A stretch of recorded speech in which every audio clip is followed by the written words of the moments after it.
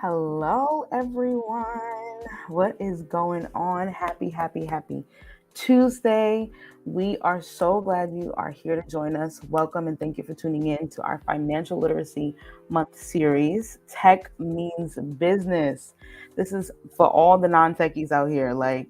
Y'all are bumping real strong, and we just wanted to make sure that we could provide an event for y'all too, just like we have in the previous few months. So take a quick moment and tell us where you're from. Drop where you're from in the chat. I'm from New York. Where are you guys from? And also drop your LinkedIn. Let people connect with you. So we can, we can chat and we can get to networking. All right. Just a minute here.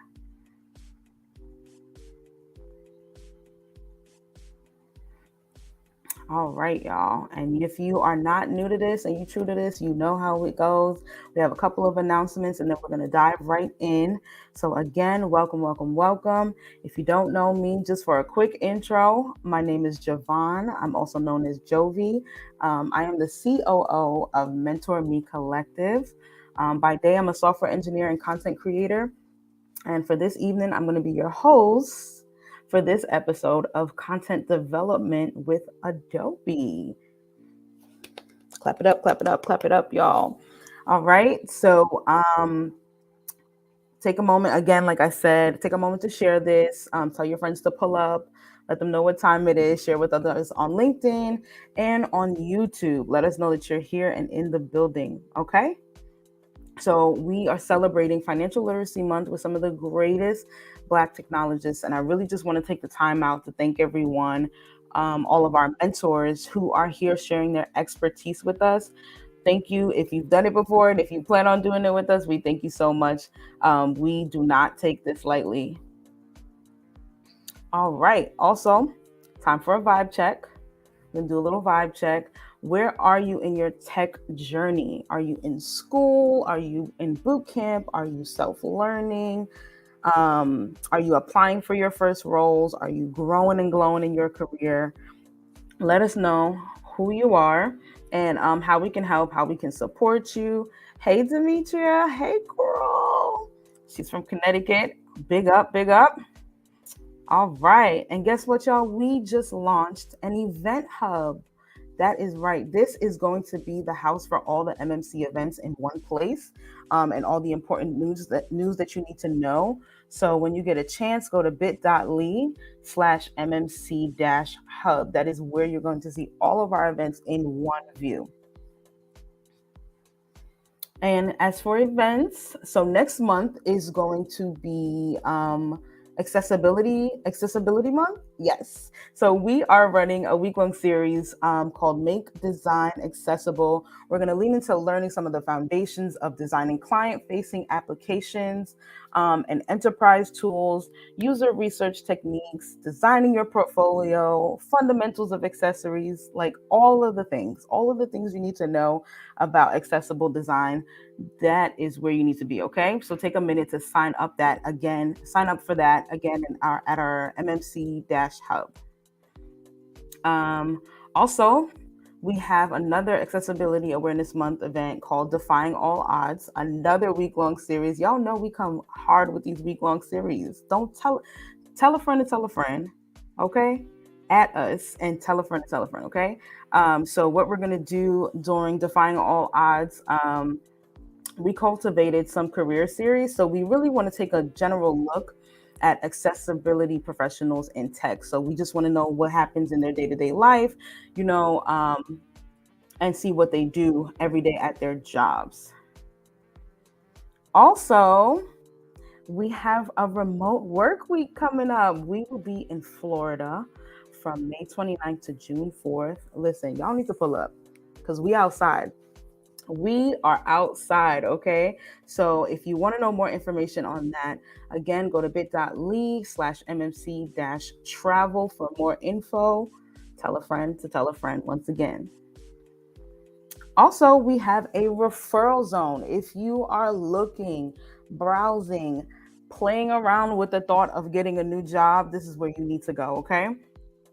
At Referral Zone, we have companies like Netflix, Zillow, Google, Pinterest, Boomi, Amazon, Microsoft, all over. We have a bunch of jobs. So basically, what's going to happen is you will go to MMC-refers and follow the prompts there. Put in your resume, and a rep from that company will refer you to a specific job that you are looking at. So if you go and you see a job that you have been looking at and you think you would be a great fit for, make sure you visit this link right here, put in that job, and submit your resume and get referred for that specific job, okay? All right. So before we jump in, of course, we're going to meet the team. We're going to talk about joining the team. We're going to talk about the mentorship program, our text reminders, our Etsy shop, and of course, financial literacy month giveaway. Okay. So here's our team.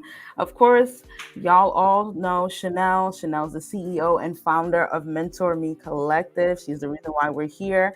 I myself am the COO, and we have Dom. He is the Chief Strategy Business Officer of MMC. So this is like the core team that we have here. We also have some new additions. We have Sade, who is our graphic designer out here killing it. We also have Kiara. I think a lot of you know Kiara. She is our host/DJ. And we have Sharika, who is our lifestyle content designer. Okay. All right. Now, this is what I was saying before with career coaching. So we have a mentorship program.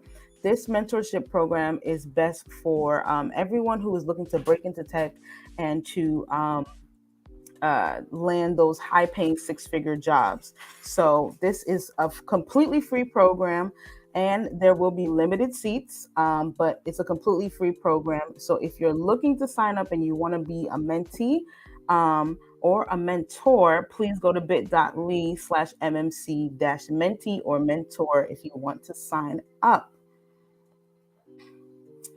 Also, we have our text reminders.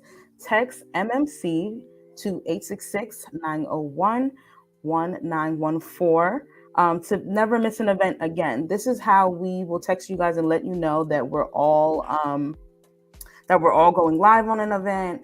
If there's a giveaway, anything that's attached to like what we're doing here at MMC, you will get it through the text reminders. Okay.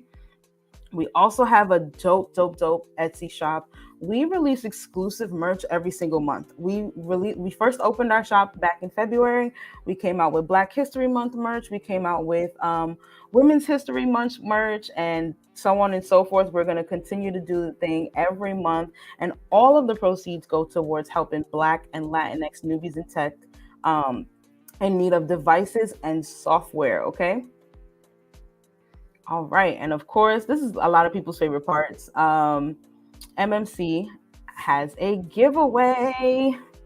So in order to enter the giveaway, of course, you got to attend all the sessions and bring a friend. I'm going to tell you how you can prove that you've been to all the sessions in a minute. And then you're going to grab a pen and take some notes in your notebook. And then you're also going to connect with us on all of our social media platforms. And then you're going to complete the online quiz. So here's how we know that you came to all the sessions. You'll scan the QR code here, take a picture and submit it in our photo booth. Then again, you're going to take your notes so you can be ready for the quiz when we drop the quiz at the end of the series. And then you're going to apply. You're going to follow us on all of our social media streams, and then text MMC to 866-901-1914. That is how you're going to get your quiz. Okay, guys? So here are some of the snaps that we already got from our community photo booth. So I want to preface this by saying this, right? Because we're going to take a selfie in a moment. If you feel like you are not selfie ready at this current moment, it's all right. I understand it's been a long day of work. You're probably tired. You're not in the mood. The lighting ain't right. I get it. Still, make sure you scan this QR code. It's going to take you to a photo booth, and you can snap a selfie right there if you are selfie ready. And if you're not, what you can do is you can also go into your library and pick an already cute photo. So submit that cute photo and just keep it moving. So that's what we're going to do. Okay. We're going to take a quick selfie in a minute. Right. Here are some of our giveaway prizes: Apple AirTags, HomePod Minis, Hydrate water bottle, and a Nano Leaf smart light bulb. These are some cute tech gifts. Like, even if you have one on your own, get it so that you can give it to somebody else and gift it. Like, come on, stop playing, y'all. This is some really good giveaway prizes. Okay.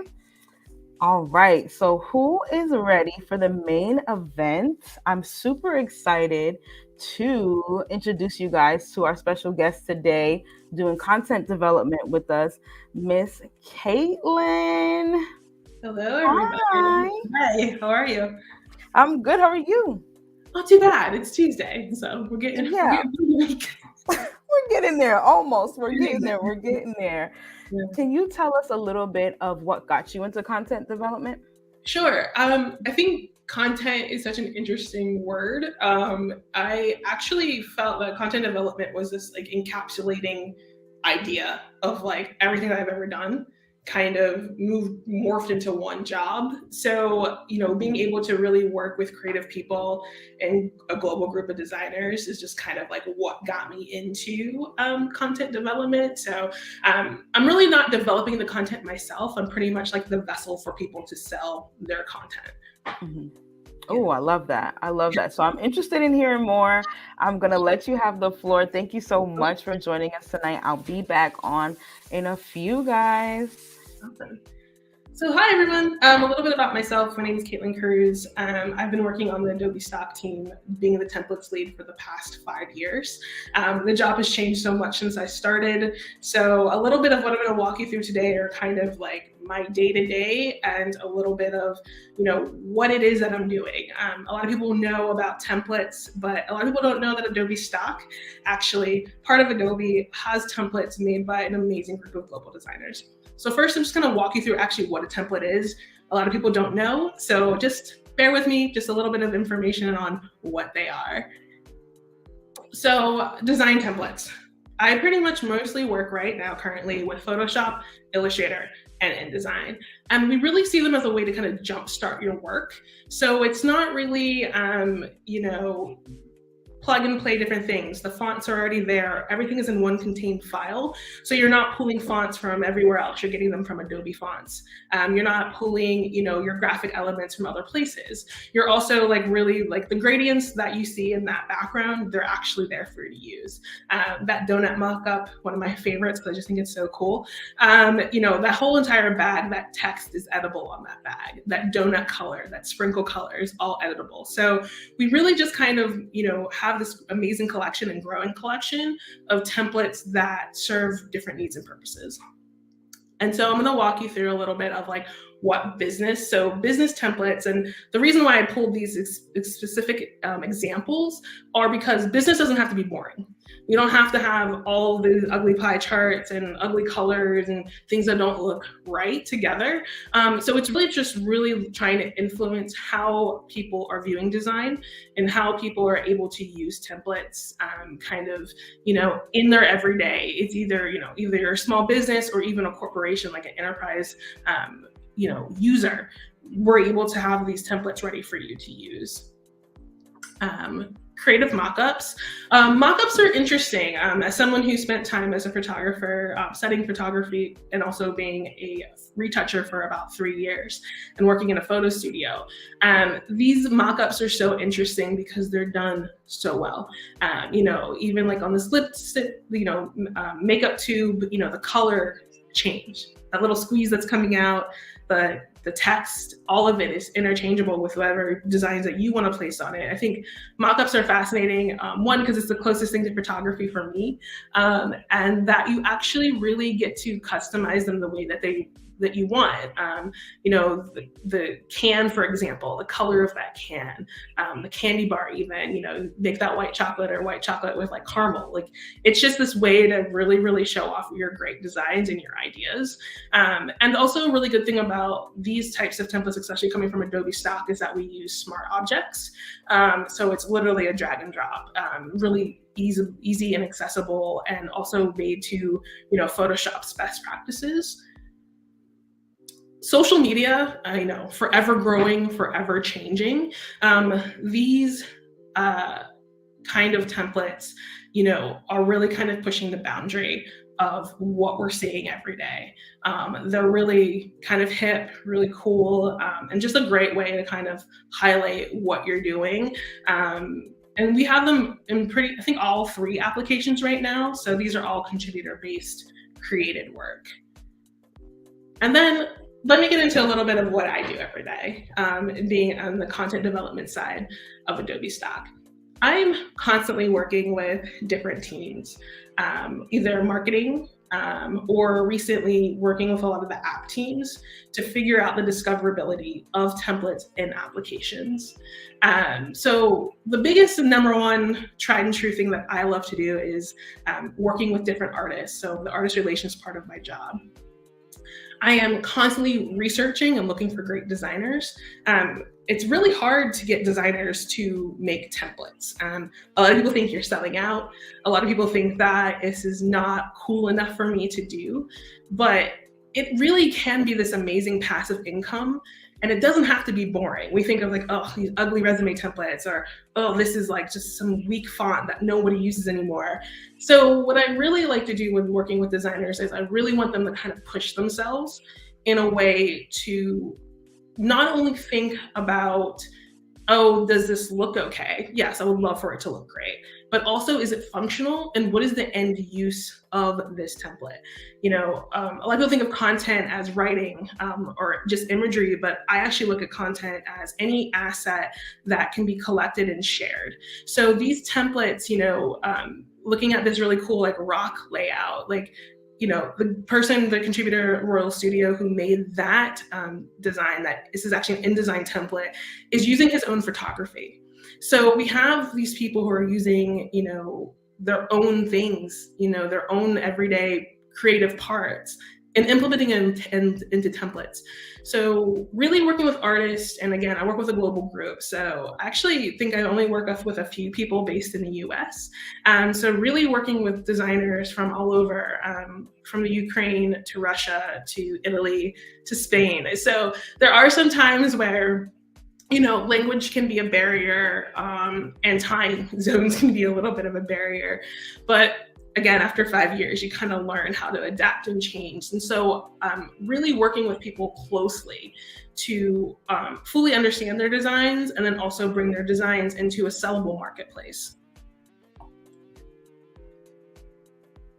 Okay, the next slide, I wanted to talk a little bit about curation. So another part of my job and function really is to focus on highlighting the best of the content that we're getting. I really, really love being able to showcase really great work that's coming in. So every month I do make a collection of just showing like either really unique things that are coming in from people. Maybe you have a contributor that's usually submitting in Photoshop, but they try InDesign. So I want to highlight where people are kind of pushing the boundaries a little bit and just like really good work that's coming in, And another thing to hint upon as well, that I actually work with our production team. So we have an in-house production team that actually checks every single file for their usability. And then I'm the middle person that has to go back to them and say, hey, this is the wrong font, or this isn't syncing, or this isn't, you left things in here in this, in your layers that don't need to be here. So I'm like that middle person that kind of is just also the connection point between like the technical part of things and also the contributor. So a lot of the things, like I'm pretty well versed in Photoshop and InDesign. Illustrator and I, after all this time, still don't get along 100%. But, I have a group of, really talented production folks in-house who know everything about these applications. So when I don't understand or a contributor's kind of confused, then we kind of break it down a little further of why this isn't going to be accepted. And then the contributor has the chance to kind of, fix it, and then we review again. Also with curation, it's a really great way to see, I'll talk about it in a little bit later, but trends and how different parts of design are becoming really popular. Like, is it a color scheme? Is it a color palette that is really starting to catch on? And you start to see it month over month of where things are moving. Also looking at seasonality and holidays. Those are kind of two other really big areas of curation for me. And also I have a background in curation as well. So it's a little bit of a nice way to kind of not only explore the collection, but to really see what's moving design forward. Another thing too is I have photographic memory, which is lovely, and I can actually tell you in each one of these little templates whose it is, because I spend that much time with the content. From looking at it when it comes in to building these collections, you kind of have a really good sense of idea of what is coming in and who is doing really well in their sales. Another thing that I love to work on, kind of like a love-hate relationship for me right now, are our landing pages. So when you go to Adobe Stock and you kind of click into the tabs, really working on landing pages, kind of, again, highlighting the best content that we have, and what is going to represent the category as best as possible. So we have, Photoshop, illustration, InDesign, as well as motion graphics. I don't really work on motion graphics templates too often, but I do in a sense of curation. And then also working on the categories, is it print, is it web, is it photo, is it art and illustration? So those are all kind of areas that I get to explore. And these are also areas where I like to learn about content gaps. Where are the gaps and the holes in the content? What contributor can I work with to kind of fill those needs that are missing in what we have? And it's kind of like a little bit of a data and visual pool. We get to see, okay, people are searching for resumes, right? And we don't have the right resume, or people are looking for real estate flyers. We don't have that real estate flyer. We don't have, maybe the amount that we should have versus how much people are searching for it. So there's a little bit of that data pool, which, it's kind of fun and a little nerdy to do, but getting that data of search content and what keywords are being searched for helps influence the content. So I think that's pretty a really interesting way to kind of look, no matter what type of content you're producing, is to see, okay, what are users looking for? And can we fulfill that? Are we fulfilling that? And then what do we do to hit that, right? How do we now go in and see what's missing and how do we change that? So that's another thing is I get to work with all the contributors and I get to work with them and say oh, hey, I saw that you submitted 5 social media sets about fashion. How about we try 5 more about real estate? So even though that may not be somebody's angle or someone's, what they usually do, it's kind of my job to push a little bit. Also seeing if there's other applications that someone can use. Someone who's constantly making all of their work in Illustrator. I'm like, okay, that's cool. Like resume and Illustrator, I get it. I personally would like that in InDesign. Do you know InDesign? So it's like almost assessing someone's skills and someone's level of aesthetics as well. So you're kind of like working with these people to really just hone in what they can do and then seeing where you can push them. I've had contributors who've never used InDesign before for template making, and now they're producing InDesign templates. There's also been a few contributors that have, they're one person making this work, and then they're like, oh wait, I can actually grow my own small business by hiring on other designers, and we can kind of become a small agency that produces template work.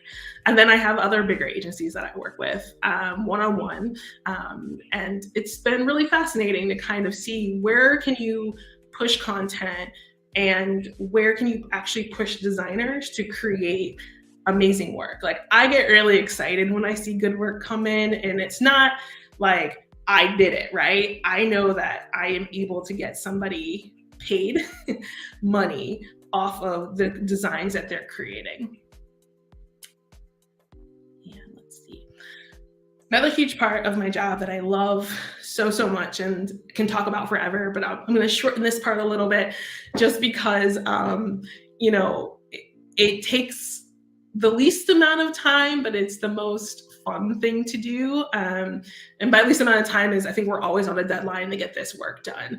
So working on trends, design trends. Adobe Stock every year puts out visual trends, design trends, and motion and audio trends. You can definitely check out the Adobe blog and a few little short videos and things that we have. So this is a complete, like, my team's kind of, what's the word? We get together and we just brainstorm. When we were in the office, it was like, get out the whiteboard, we're gonna sit here and talk about it. So a lot of the trends that we come up with year, so we do 4 trends a year for design, mostly rolling them out each quarter. So they really are a look at what we love to see in design and what we're seeing in the real world. There are some other factors that kind of come into that play, but it's really an honest look at like good design and fun design. So being able to take something like the band live event with like the very psychedelic, that was based off of a trend that we did last year. And the reason why I love this poster so much is because I love like 70s, like 60s psychedelic. I was thinking, okay, like I want a Jimi Hendrix, I want a Doors kind of flyer. So like all that type, and it's so unique and funky. And then, the image with over the eye, like you can pop your own image in there as well. So again, templates are editable. So you can kind of do what you want and move them the way that you want to. This only positive energy, this is something new that just came in for this year as a part of a trend. And it's along the trend of soft pop, which is our first trend for the year this year. And it's just really looking at like, the design. Let me tell you, the fonts on this are so cool. And this is all done in Illustrator. So it's just like really taking somebody's, talent and really kind of pushing them. This, easy ramen recipe, it's a little funky, it's a little different, but being able to actually work with contributors to produce this work after we come up with a trend is really exciting. So also a lot of the trends that we do, myself and the 2 other people on my team do come from visual backgrounds, and also in art history. I minored in art history in undergrad. So there is always like a little bit of a root of art history to a lot of these, or just like, world events that are kind of happening that we really want to base the design in, and then tie it to what's happening currently in the world. With that all being said, these are all also commissioned work. So commissions are something that I also work on. This year, I'm working with 6 different designers who are already part of the Adobe Stock contributor base. And we're making work that is a little different this time around. It's a little bit easier to use. We want to open the doors a little bit for people to get their hands a little bit on beginner and easier content to edit. So I'm working individually with all 6 of these people, designers, to actually create work that we find in app. So it's free. And free, yes, they are getting paid. They get paid a fee to be able to produce this work, so users can use it for free in application. So when you launch Photoshop, Illustrator, InDesign, there are free templates inside of those applications for you to use. Stock is based off of a subscription model, but we do provide free templates for people to kind of go in and edit. And, from the idea of, oh, these are really cool, like let me build a mood board. So I'm executing mood boards. I am having conversations. I'm working on deliverables and dates and timelines and contracts. So there's a really full expand of like the lifeline of this content is like, your hands are in all of it. So, when the job is done, kind of, I need to issue the payment, and making sure that people are delivering their content on time, and that these templates are functionable. Again, I work with our in-house production team to make sure that everything is kind of moving the way that it should. So that's kind of like the content end of what I'm working on. And as I mentioned before, I went to school for photography initially, and then went back to school to get my master's in arts and cultural management. And I think the one thing that a lot of people wonder is like, how do all these things how did you get into this job? LinkedIn. LinkedIn is how I got this job. A lot of looking and searching and kind of, really navigating like what pops out to me as in terms of a job. And also, content is forever a changing thing. I think the idea of content and the word content may be overused, but let's be honest. But I think that content is just such a broad way of talking about assets in general, or just pieces of creativity. So I think it's been really interesting to kind of move into this content development role. It's not just, oh, I get to pick nice things to look at. I'm actually really, really thinking about the business opportunity, the user. Will this get my contributor paid? Those are the kind of the top things that I'm really working on. And also I have a pretty cool team. So, we're small, but really we do a lot of work. So yeah, this has been a really interesting way to look at content. I usually don't look at content this way, but it's been really nice to be able to kind of flesh out a little bit for you all what content means in terms of development. And it's forever changing. My goal always is to make sure that a contributor is being pushed when they want to create something that's going to make them money. So that's kind of my spiel a little bit on content development. And I'm looking forward to all your questions.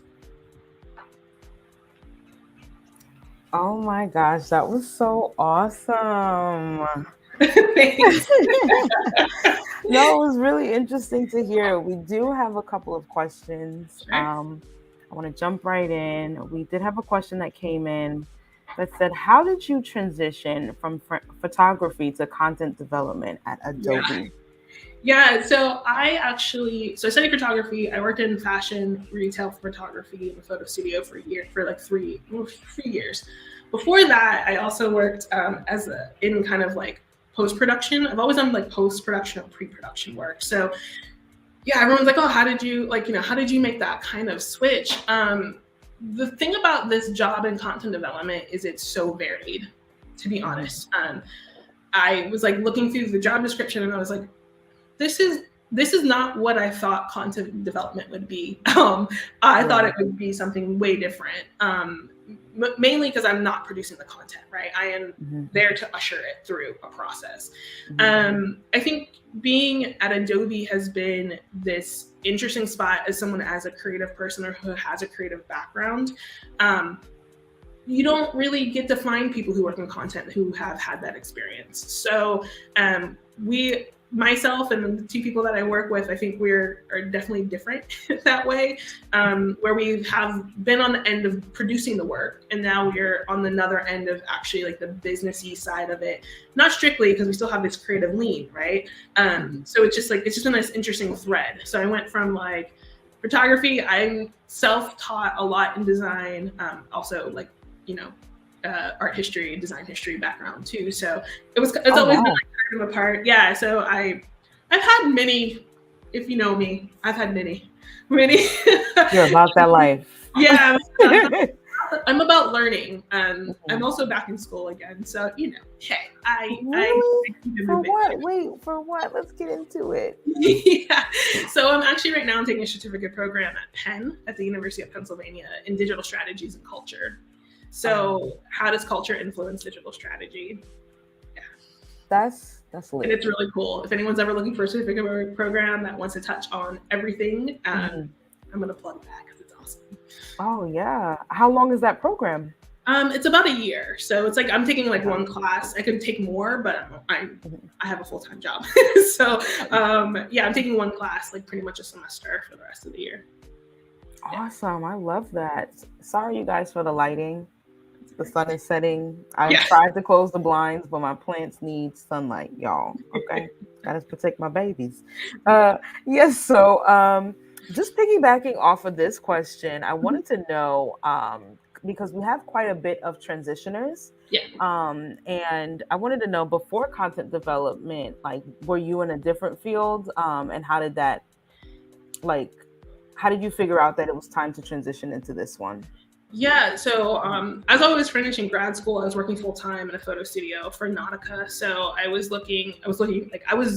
basically retouching photo shoots, like 200 images a day. I was cranking and shooting, and I was doing so much work, and I really started to burn myself out. And I realized that I needed to focus on graduate school because, money. That was money that I was gone. So from that, I kind of took like a step back. I took some internships, which at the time, I'll tell you, at the time, I was 30 years old taking an internship. There's nothing more humbling in the world than doing that. Mm-hmm. And then I took a job at the Brooklyn Museum for a year. So I was in the curatorial department for a year there.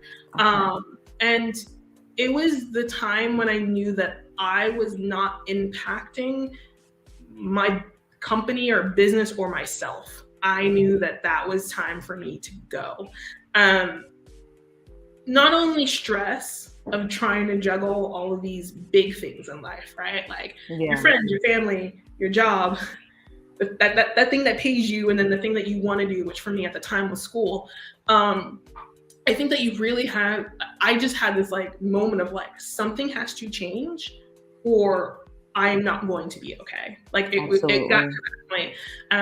And getting over the fear of the unknown, like sometimes you have to throw yourself into the middle of whatever to kind of figure out like, okay, it's sink or swim. And for me, it's like I had rent to pay and I had classes I needed to pass. So something had to happen. That's kind of like, there was no fallback, right? There was no trust fund by any means to do that. So it was more like, okay, you have to figure it out. And also I'm very lucky to have parents that pushed me from day one. Support is everything. They pushed me from day one. So even photography. So side note, I was a pre-law major. I wanted to do pre-law, and I changed photography because of my parents. Yeah, my parents were like, go do what you want to do. You'll figure the rest out later. So I always take that with me. Every job, like you gotta take a leap. And that's a whole blessing. Come on. I'm going to pass around the collection plate, y'all, for that. Come on, because that was a word. First of all, that is not even like everybody's story, because usually it's the other way around. The parents are like, you need to do something that's going to make you money. Ooh, the day I told my mother I was not going to be a nurse. I am very lucky. And also like I landed in tech, because like I don't know what would be if I didn't land kind of in tech. I think I would still be kind of chase that nonprofit dream that wasn't working for me. So, okay. I love it. We have another question really quickly. When it comes to developing templates, is there a need for them to fit a brand? For instance, like, is there a perception that some templates belong to Canva versus Adobe? I think that's a really interesting question. That's a really good question. That's a deep question. So let me think about it for a second. I don't think so. I think what I've highlighted today to me is the best of the best. But we do have some stuff that is like kind of generic looking, but it sells. So it's not like people are making like, oh, that's just a really boring, business card template, but somebody's buying it, someone's selling it. So I do think like when we are talking about things that are trends or what we want to highlight in a marketing sense, there is kind of a feel and a vibe for something that's an Adobe template. Canva's really good at trends. They're really good at being on top of like what's current. I think Adobe is not too far behind. And I think that like there are templates that I believe are not, like I said, they're not the most attractive, but they do serve a purpose. And I think knowing kind of where to put them and when to push them is really important. Not everyone needs this glamorous thing all the time. Some people want to get the job done. And that's kind of where I love how we have a kind of a big breadth and depth of, aesthetics and value. So I think that's kind of like, I'm not sure if there's like a pinpoint, like that things belong here and there. I think it's more of like, how are we marketing and how are we getting out certain types of templates to people? Oh, wow. Yeah, that is really true, because I feel like there is this tendency for everything to fit an aesthetic, to fit a brand and make sure like, oh, it has to look nice and fit this kind of way. So I definitely understand. I think that was a really good way to answer it. Cassandra says, I recently transitioned from content creator to content strategy. Any suggestions on how I can leverage what I learned in strategy to move toward implementation and development like yourself? Yeah, I think like underneath every job, there are multiple bullet points, right? Like there are times where I have to do strategy work. There are times where I have to do like contracts and this is all kind of learned on the job, right? There's no way anyone comes into a job, especially content development, and it's like, I know how to do all that. I need to do half of that. And the rest is learning by having to do it. So I think looking at something like, moving into more like development, I think strategy is part of it. I think you're never going to actually be able to walk away from the strategy end of things because that development, that implementation has to come from somewhere. It has to start from something. And having kind of that leg up on understanding the strategy and how to get there is going to be of a big service to you when you want to move into something like development. I kind of came in as like a visual person. Like I know what looks good together. I've read about design, I've done a little bit of design work, but I think when it came into like learning strategy for me, because I think I've done it the opposite way, where I did development and now I'm doing strategy work, is the strategy is really going to depend on the vision of what you want to do, and that will always influence your development. That will always be part of the implementation of it. Definitely. I love that. I love that. And I just want to clarify, just for people who may have joined, right? Are contributors considered like freelancers or actual employees of Adobe? So they're freelancers. There are a few people who say that I work for Adobe. It's almost like you're a partner with them. So they aren't actually like employed directly by Adobe. They are kind of part of the contributor base. So the contributor community is large and big. For templates, it's not huge, but I have like an individual conversation with each one of them. So they are part of the contributor base. So they aren't technically, employed by Adobe but they're kind of like, most of them are freelancers or own their own like companies or own design teams and kind of contribute that way. Oh, that's awesome. So how could someone apply to become a contributor, so to speak? Yeah, so there's a couple ways. So with templates, because it is kind of a smaller collection and we don't have like an open system, a lot of people reach out to me directly, which sometimes I don't know how people find my email, but that's fine. So what we were doing for a while, as my position has grown, the amount of contributors has actually it hasn't grown as much in the last year, just because I'm doing 25 million things and trying to do a few others. So I think like most of the time, like we find people, a lot of it's like my own discovery, my own research. But if there are people, especially in this context, mess my words up, that are interested, they can definitely reach out to me. And so I look through their portfolio. It's really hard to get non-template makers to do this work or to stick with it. So if people are really interested, usually I find them or they can find me.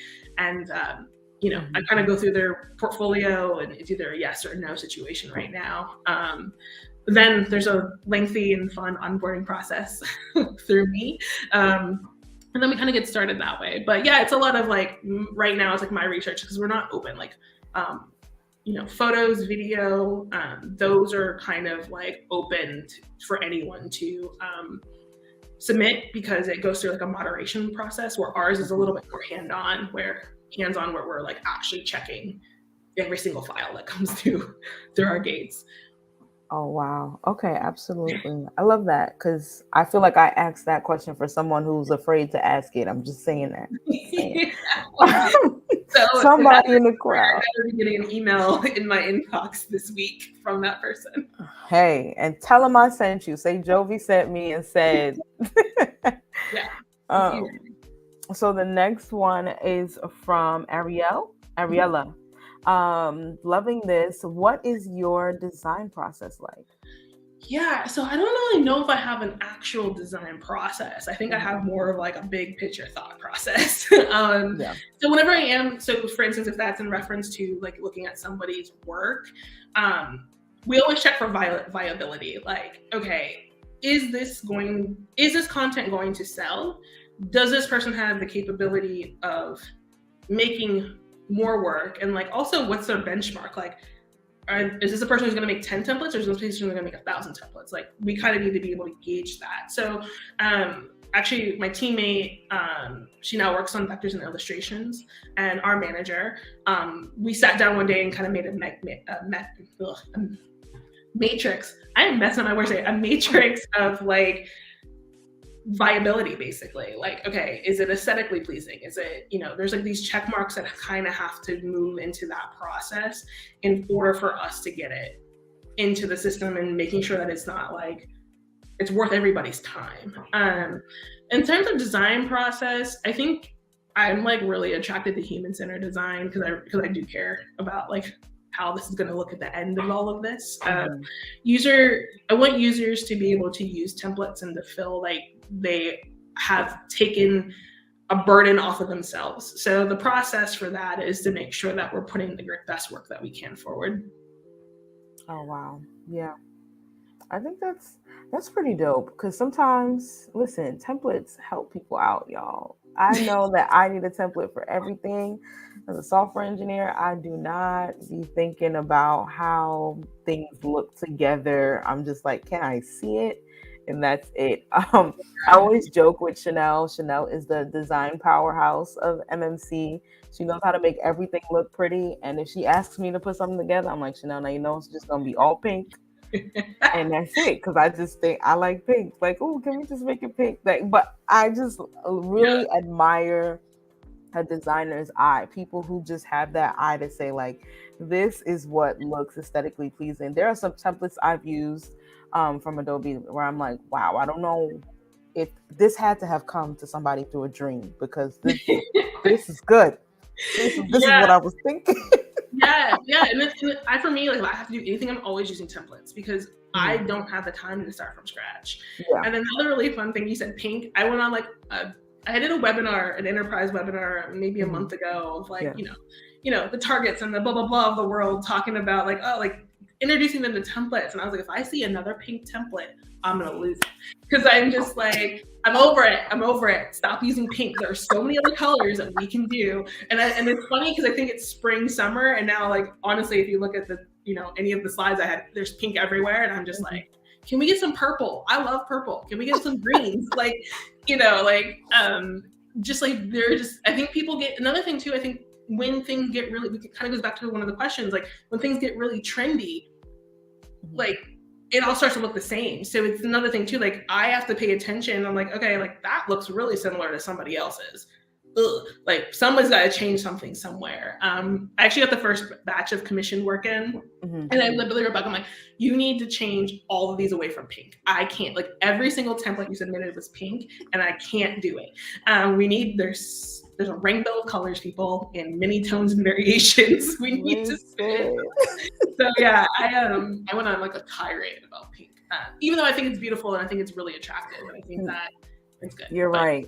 There's definitely other colors, but for those of us who, you know, we just be visually struggling, like I just think pink might work here. Yeah. Yeah, it's a good neutral. Oh yeah. We have a couple more questions. Bree Marie asks, how do you get to know your users better? Do you conduct research as a content developer, or reference research of others that you've already gathered? Yeah, so actually, in the beginning days of this team, we were doing a lot of like research on our own, but now we have a little bit more resources going towards that, not from our team. So working with actually, like right now, I'm working with like our marketing and our, say, Illustrator teams to kind of conduct research to see like what users actually want to see in templates, and what would make it easier. What can we do to templates to make it easier to use the application, which is really hard to do because you have people coming in from every level, but you don't want to completely ignore this kind of like beginner user that really wants to kind of go into templates. So it's kind of a mix of different folks. Right now, it's a lot of like what we're discovering on our own, and a lot of now we're getting a little bit of more like help from other research teams that are actually, you know, interviewing, doing in-depth studies of, you know, people using templates and kind of what people want to see out of them in the future. And then that will then, like even currently right now, is changing some of the direction that I have to go in terms of developing the content for the applications. Okay, so there's a whole team that does that, basically. Yeah, kind of. It's still like, we don't know. But no, there's other people involved in really kind of figuring that out. You know, especially in marketing, it's big for them because, you know, who's the user? Yeah. It can be anybody. So just like really, figuring out who the user is, it's kind of like, at first it was us, and now other people have kind of bought into really understanding who that person is. And then, you know, I can answer who a contributor is, but who's actually using and what they need is something that's now becoming a multi-team effort to understand. Okay. Oh, that's pretty dope. Yeah. Because it's kind of like an all hands on deck kind of thing. Like, let's figure, all the time. All the time. Thank you for that. Lost in Transition, she had a good point. She or he, excuse me, had a great point. I know I would love if some templates came with tips on what types of pictures, colors to use for those of us who are not designers. Yeah. Just at me next time. Yeah. I think the one thing that I really love about our templates, of course, is like all of them are either using images that are either from the contributor themselves or from Adobe stock. You can't really search them the way that things are currently set up. However, the images that are there are a nice guide of maybe the aesthetic you could lean towards. In the grand scheme of things, I wish there was a way we could, you know, really work on like collections and bundles where you're getting the images and the, you know, and the template itself and all of that. So I think the one thing, especially for non-designers, is I was like, look at that little preview thumbnail image that you get when you go to buy something and use that as your guide, because the people who are creating these templates are amazing designers and they get it. Like, they are designers creating for designers, basically. Even if you don't know what you're doing, you're still a designer because you decided to open a template. But those kind of images that are already in there in the preview and thumbnail, those I think should be your guide. Something similar to that. And then also like the colors and all of that, they're kind of pre-built in there. So you can stray if you want. And here's the thing, you can't break a template. You can't break it. You can't mess it up. Like, just reopen it or relicense it and it's there for you to do whatever you want to. I think people are very timid in not wanting, especially when you're new. Like for me in Illustrator, we still don't get along. I mentioned that earlier, but I'm still afraid I'm gonna break it. I'm like, Caitlin, you can't break it. Like you can't break it. Like, all you do is just reopen it, you start over. So I think that's a good thing about templates in the way where they can actually kind of show you, like, don't be afraid of them.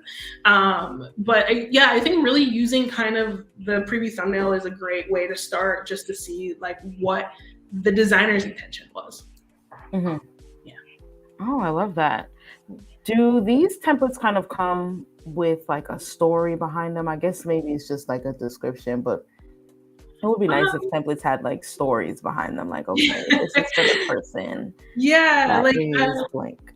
Yeah, I think the thing with a lot of it is, again, I think because we're working with such a global group of people, like being able to condense that down into something distilled is a little hard.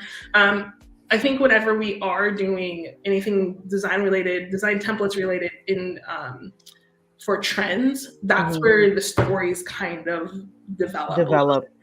So we have like soft pop for this year and new naturalism, otherworldly visions. So we do have like these creative briefs that come out. And for otherworldly visions, which is going to be, I think, in the later half of the year, like that one specifically to me was a development on Afrofuturism. Like that was like the inspiration. So they do have these like big, those design things, design trends have like a really big, hefty thought process and thought leadership behind them. But like the templates themselves, you know, it's a lot of like, use it. Use it. Use it. You know, you know, having like a more in-depth, and you know, we try to do a lot of like artist spotlights as well, just through the Adobe blog, to really just kind of see like people's thought process, because so much of it's bigger than what you think. Yeah. There's one designer in particular that's just like, how did you do that with, like, how did you think about that with a template? So I get to have those. I'm very, very excited to be able to have those conversations, but being able to tell them in a story would be awesome. Yeah. One of the last questions I wanted to ask you is basically, as a Black woman, like, how do you navigate the space, like just being a Black woman in tech? Yeah. I don't know. I think every day is a challenge. I think the way that I've been able to navigate myself as a Black woman in tech is really, I don't really change for anybody ever. Come on, say it for the people. The way that I speak at work, and the way I'm speaking right now is the way that I speak with my parents. Like, I try not to code switch. Like, I just try not to do it, because it's pretty exhausting being a Black person. It's like even more exhausting being a Black person in tech, or majority of any working situation. I don't have the time nor the capacity to put that much effort into maybe someone not getting it. So the way that I even got into Adobe was just being myself. Like, I knew when I stepped into that door, my resume was great. My experience was fantastic. Do you like me? Do you want to work with me? Those are the only two things that I have ever had to worry about while interviewing for a job, because if you don't, that's not my problem. So I just kind of come into everything as myself. If you know me or you're a friend with me, this is me all of the time. If you don't know me, this is me all the time. I just really think that, like, if we have to keep changing who we are as people, then who are we as people? Like, we have to really just come in completely ourselves and authentic to situations, and also not being afraid to step up and speak out when you need to. Like, know when it's time that you can't do it, and it's okay. And if it's not okay, then again, it's not your problem. I've had a really big mind shift in the last 2 years, I think, from working remotely and being moving, doing all these things. I really just have been like, this is me. And it's like I said, it's exhausting. I love it. The thing. So don't make yourself more tired. Don't stress yourself out any more than you have to. Because we're going to be here, and I think we're only going to keep being here. So that makes me excited. Exactly. I love that so much. Like, I feel like a lot of people are forced to not be themselves because they're already not used to people that look like us in tech. So people are like code switching, they're doing all the different things, and they're not feeling very comfortable. So I wanted to know if there's any ways that you set boundaries at work when you do feel uncomfortable. Yeah, I think, with the uptick of, Black lives and injustice, and just the center of attention being placed on it, as it was, say, like 2 years ago, right? And where we are now. I put up boundaries of saying no. I think that a lot of Black people, especially in tech, or where they are definitely not in a majority number at all, have been placed a large burden to do everything all the time. And my answer to all that is no. Like, I don't answer emails, Slack after 6:15, 6:30. I don't do it on the weekends. I don't touch a computer on the weekend unless I'm doing some shopping or something for the class that I'm taking. That's it. I think burnout is real. I think mental health is important. Absolutely. And I think that, like, it's okay to say no. And I also want to let people know too, opportunities will keep coming to you. You don't have to take all of them all the time. And it's also really good to get out of the way. Like, I am an older millennial. I now know there are generations, about 2 generations behind me, that are coming up. I need to get out of the way. Like, all of the extra stuff that's going on in your workplace, all the planning of happy hours, get out of the way. Let somebody else take it. Let somebody else do it. Because does that affect your paycheck at the end of the day? It does not. It doesn't put more zeros and numbers anywhere. So do it when you can and when you want to, but also just get out of the way and let somebody else do it. Like let somebody who's a year into the job and still really excited, instead of having your, boring behind being like, like just get out of the way. Let somebody else who really enjoys doing this to do it. And I think that's the best thing about mentorship too, is just like, and being a leader and being a boss or being whatever, get out of the way. Guide somebody else to be able to do these amazing things that need to be done, and so they don't it can get boring, it can get tedious and really exhausting. So that's just me. I'm just like, I step in when I need to, or when I can be of service to somebody else. Yeah. Especially in tech. Also being a creative person in tech, which is also another layer added on top. That's just kind of my deal right now. It's just really like, pass on, be there for somebody else, do well, do something good for someone else. I love that. I am here for it. I know somebody in the crowd needed to hear that. And if so, I'm glad you showed up today to hear it. I think that's a perfect way to end this off and send the people off with confidence and let them know, like, A, it's okay to say no. Have confidence in what you bring to the table. And let somebody else do it. That's my favorite part. Let somebody else do it. Unless you want to do it. But like, honestly, if somebody else will do it, or it will get done the next time. It's, take care of yourself first. Absolutely. Well, thank you so much, Caitlin, for joining us. Thank you guys also to our viewers. I'm so happy that you guys took the time out to join us today, and we hope to see you tomorrow for yet another episode. Same time, same place, y'all. LinkedIn and YouTube, and pull up, okay? All right, y'all. Bye. Bye, everyone.